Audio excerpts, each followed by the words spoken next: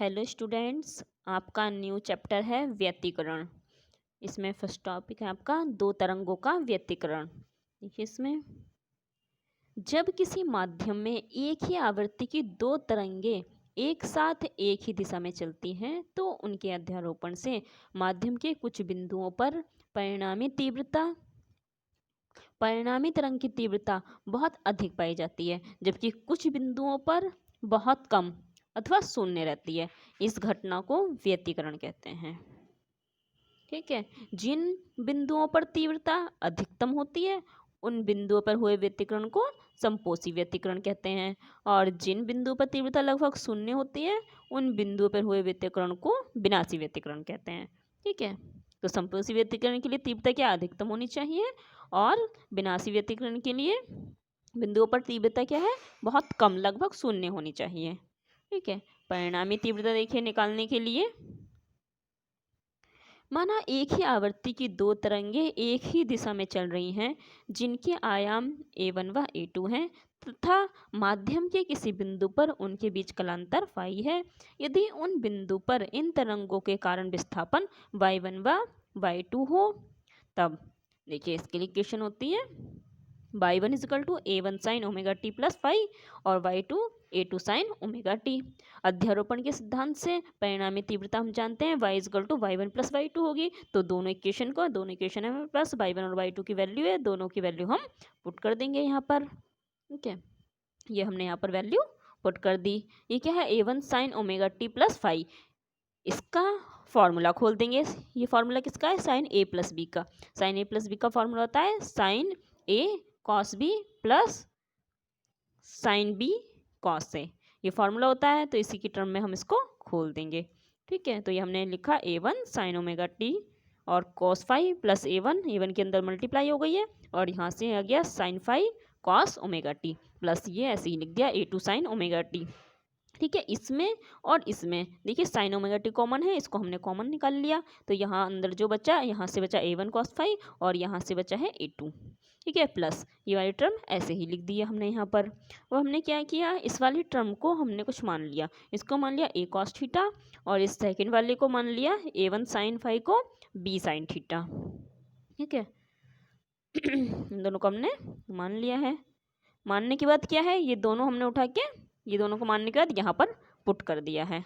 Put करने के बाद हमारी इक्वेशन आ गई है ये y equal to A cos theta sine omega T plus A sine theta cos omega t. यहाँ से अगर हम साइन, यहाँ से a और a को हम बाहर कॉमन ले लेंगे तो ये अंदर फार्मूला जो है किसका, साइन a प्लस बी का फार्मूला बन गया है। तो ए की जगह ओमेगा टी है और b की जगह थीटा है, तो ये आ गया y equal to A sine omega T plus theta. अतः परिणामी विस्थापन एक ऐसी तरंग के कारण है जिसका आयाम क्या है, a है। ठीक है, आयाम हमारा यहाँ पर a है। हमने जो इक्वेशन अभी ऊपर मानी थी, ये देखिए ये वाली दोनों फर्स्ट एंड सेकंड, इनका स्क्वायर करके हम ऐड कर देंगे आयाम की वैल्यू निकालने के लिए। ठीक है, हमने क्या किया, इनका स्क्वायर किया और ऐड कर दिया है, इनको प्लस कर दिया है। ठीक है, इनकी वैल्यू ये है, दोनों प्लस में हो गई हैं।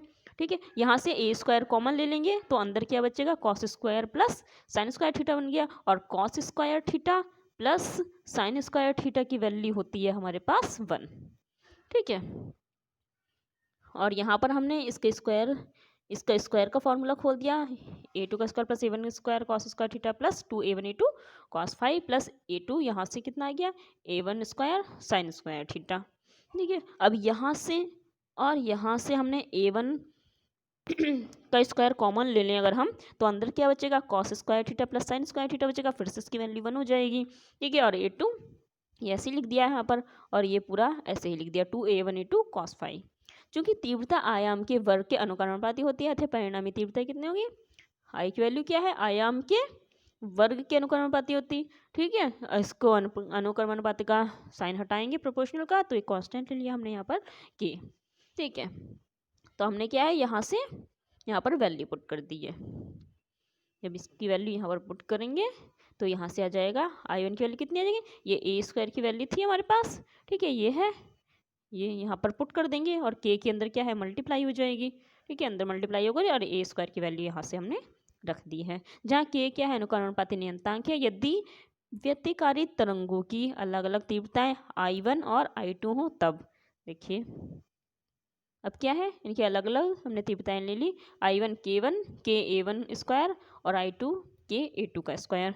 फिर ये दोनों वैल्यू क्या है हमने यहाँ पर ऊपर वाले इक्वेशन में पुट कर दी, तो यहाँ से कितना निकल के आएगा, I=I1 + I2 + 2√I1 I2 cos phi।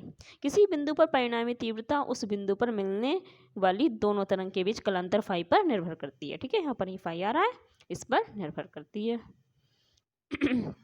आगे देखिए, संपोषी व्यतिकरण के लिए देखिए, किसी बिंदु पर अधिकतम तीव्रता अर्थात संपोषी व्यतिकरण के लिए cos phi की वैल्यू क्या है, अधिकतम तीव्रता कब होगी, जब cos phi की वैल्यू मैक्सिमम होगी। cos phi की मैक्सिमम वैल्यू कितनी होती है, +1 होती है cos में।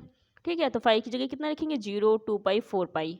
ठीक है, तभी क्या है cos phi की वैल्यू 1 आएगी। तो इसके लिए हमने ये लिख लिया phi = 2m पाई। m क्या है यहाँ पर 0, 1, 2, 3 एंड सो ऑन। m की वैल्यू देखो यहाँ पर 0 रख के देखेंगे तब क्या आ जाएगा, यहाँ पर 0 की वैल्यू जैसे ही यहाँ पर m की वैल्यू क्या है 0 रखेंगे तो ये फर्स्ट वाला बन जाएगा। अब 1 रखेंगे तब ये 2 पाई बन जाएगा यहाँ पर रखते ही। फिर 2 रखेंगे तो 2 2 जा 4, तो क्या जाएगा 4 पाई आ जाएगा। ऐसे ही रखते चले जाएंगे, ये बन जाएगा। ठीक है, ऐसे आई मैक्सिमम की वैल्यू जो हम यहाँ पर रखेंगे, I maximum I1 + I2 + 2√I1 I2 = यहाँ पर cos phi की वैल्यू कितनी हो गई है, 1 हो गई है यहाँ पर। तो ये किसका फॉर्मूला बन गया, I√I1 + I2 के होल स्क्वायर का। ठीक है, I1 और I2 की वैल्यू अभी हमने ऊपर मानी थी कितनी, K1 का स्क्वायर + K2 का स्क्वायर। ये वैल्यू यहाँ पर हमने पुट कर दी, तो यहाँ से हमारी आई मैक्सिमम की वैल्यू आ गई Ka1 + A2 का होल स्क्वायर। अतः जिन बिंदु पर व्यतिकरण करने वाली तरंग एक ही कला में मिलती है अर्थात उनके बीच 0, 2 पाई 4 पाई का कलांतर होता है, उन बिंदुओं पर परिणामी तीव्रता अधिकतम होती है। ठीक है, नेक्स्ट है इसमें आपका विनाशी व्यतिकरण। विनाशी व्यतिकरण में देखिए, किसी बिंदु पर न्यूनतम तीव्रता अर्थात विनाशी व्यतिकरण के लिए क्या है, न्यूनतम होनी चाहिए। cos phi की वैल्यू क्या है, सबसे मिनिमम कितनी होती है, -1 होती है। -1 कब आएगी, जब cos phi की वैल्यू क्या हो, पाई हो, 3 पाई हो, 4 पाई हो, 7 पाई हो एंड सो ऑन। ठीक है, ये कब बनेगा, इसके लिए हमने ये फॉर्मूला लिखा है phi = 2m - 1 पाई। ओके, इसके लिए m की वैल्यू कितनी होगी, 1, 2, 3। सही है, जब यहाँ पर देखो m की वैल्यू यहाँ 1 पुट करेंगे तो कितना बन हमारा पाई बन जाएगा, 2 पुट करेंगे तो 3 पाई बन जाएगा, और 3 पुट करेंगे तो 5 पाई बन जाएगा। ओके, तो आई मिनिमम कितना आ गया, I1 + I2, और cos phi की वैल्यू हमने कितनी रख दी, -1 रख दी, इसके कारण यहाँ पर माइनस आ गया है। ठीक है, तो ये किसका फॉर्मूला बन गया, I1 - √I2 के होल स्क्वायर का। यहाँ पर हमने वैल्यू पुट कर दी है K1 का स्क्वायर प्लस वो माइनस K A2 का स्क्वायर, यहाँ पुट किया, K बाहर ले लिया, ये आ गया हमारे पास इतना। अतः जिन बिंदुओं पर व्यतिकरण करने वाले तरंगें विपरीत कलाओं में मिलती हैं अर्थात उनके बीच कलांतर पाई 3 पाई 5 पर होता है, उन बिंदुओं पर परिणामी तीव्रता क्या है, न्यूनतम होती है। ओके, नेक्स्ट इसमें आपका प्रकाश का प्रतिपालित व्यतिकरण। ठीक है, प्रकाश में व्यतिकरण देखने के लिए निम्नलिखित शर्तों का पूरा होना आवश्यक है। इसके लिए कौन सी शर्तें होनी चाहिए, देखिए, प्रकाश के दोनों स्रोतों से निकलने वाली तरंगों की कलाओं का अंतर स्थिर रहना चाहिए। दोनों तरंगों की तरंगदैर्ध्य अथवा आवृत्ति बराबर होनी चाहिए। दोनों तरंगों के आयाम बराबर तथा लगभग बराबर होने चाहिए। प्रकाश के दोनों स्रोत एक दूसरे के अत्यंत निकट होने चाहिए। ठीक है, और दोनों प्रकाश स्रोत अत्यंत संकीर्ण होने चाहिए। ठीक है, इनकी ये कंडीशन है। नेक्स्ट इसमें आपका यंग का प्रयोग। नेक्स्ट है आपका इसमें टॉपिक यंग का व्यतिकरण संबंधित द्विग रेखा क्षेत्र प्रयोग। ठीक है, यंग ने इस पर प्रयोग किया। ठीक है, इसके लिए क्या है, इसके लिए इन्होंने एक एल पर्दा लिया, ये देखिए ये एल पर्दा लिया इसके लिए इन्होंने, जिसमें एक रेखा छिद्र एस है। ठीक है, इस पर्दे से आगे कुछ दूरी पर एक दूसरा पर्दा ये एम रखा हुआ है, जिसमें पास पास 2 रेखा छिद्र हैं, ये देखिए S1 व S2। ये दोनों रेखा छिद्र पहले वाले रेखा छिद्र एस की सीधी रेखा में सीधे न होकर क्या है, इससे थोड़ा सा ऊपर और नीचे हैं तथा रेखा छिद्र एस से समान दूरी पर हैं। पर्दे एम के आगे कुछ दूरी पर एक ये देखो तीसरा पर्दा एन लगा हुआ है। ठीक है, जब रेखा छिद्र एस पर एक वर्णी प्रकाश डालते हैं, इस पर एक वर्णी प्रकाश डालते हैं तो पर्दे पर समान चौड़ाई की दीप्त तथा अदीप्त पट्टियां एकांतर क्रम में दिखाई देती हैं। ये देखो एकांतर क्रम में ये दीप्त तथा अदीप्त पट्टियां दिखाई देती हैं। ठीक है, ये अदीप्त पट्टियां हैं, ये दीप्त पट्टियां हैं, दिखाई पड़ती हैं। ठीक है, दीप्त पट्टी के स्थानों को हमने क्या है बी से डिनोट कर रहे हैं और अदीप्त पट्टियों को डी से नोट कर रहे हैं। ठीक है, इन पट्टियों को फ्रिंजे कहते हैं तथा फ्रिंजों का यह समूह द्वियुक्त रेखा चित्र का व्यतिकरण प्रतिरूप कहलाता है। ओके, और ये इसमें है फ्रिंज चौड़ाई, ये जो फ्रिंज है इनकी चौड़ाई के लिए व्यंजक है। ठीक है, ये देखिए इसमें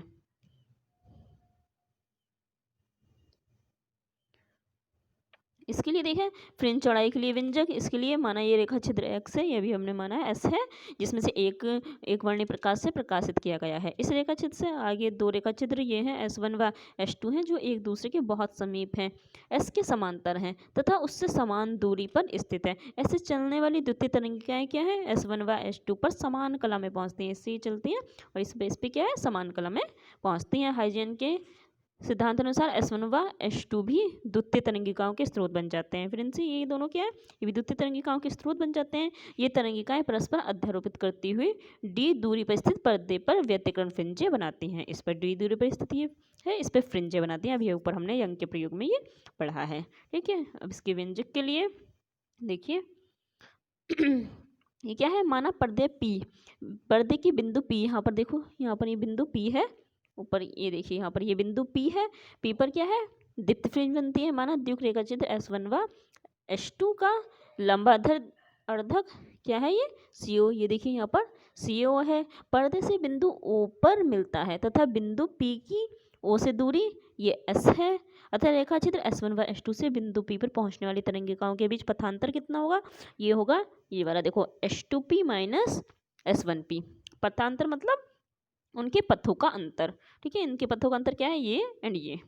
ठीक है, इसको हम माना S1 से S2P पर लंब S1A डालते हैं। हमने क्या किया, अब ये इस पे देखिए ये डाल दिया, S1A लंब डाल दिया इस पे S2P रेखा पर। ठीक है, अतः बिंदु P पर दोनों तरंगों के बीच पथांतर कितना, S2A हो गया है। पथांतर का अंतर कितना हो गया, ये हो गया है। ठीक है, तो डेल S1 S2A तथा ट्राइंगल P, देखो PCO, ये और ये वाला ट्रायंगल, एक ये और ये क्या है, आपस में समरूप है। समरूप है तो क्या है, देखिए इसमें क्या समरूप है, तो S2A बराबर होगा OP के और S1 S2 किसके, CP के बराबर होगा। ठीक है, तो यहाँ से ये बराबर है, ये रख दिया, और S1 S2 पर्दों के बीच की दूरी कितनी है हमारी, D स्मॉल d मानी है, और PO कितना माना है, P से O तक की दूरी, यहाँ पर आप देखोगे, यहाँ पर दिखाई देगा आपको, ये कितना माना है, x माना है, और पर्दों के बीच की दूरी कितनी है, कैपिटल D मानी है। तो पथांतर S2A की वैल्यू आ गई हमारे पास, इस D की इधर मल्टीप्लाई हो जाएगी XD/D। ठीक है केंद्रीय फ्रिंज से दीप्त फ्रिंज की दूरी का व्यंजक, यदि प्रकाश तरंगिकाओं का पथांतर क्या है, 0 लैम्डा 2 लैम्डा है, तो प्रकाश की तीव्रता अधिकतम होगी। अतः दीप्त फ्रिंज के लिए व्यंजक कितना हो जाएगा, दीप्त फ्रिंज के लिए होगा XD/D equal to m lambda. m यहाँ पर कितना होगा, 0 1 2 3 एंड सो ऑन होगा। ठीक है, ऐसे ही अतः MB अदीप्त फ्रिंज की बिंदु O से दूरी x इक्वल टू MD लैम्डा/D होगी।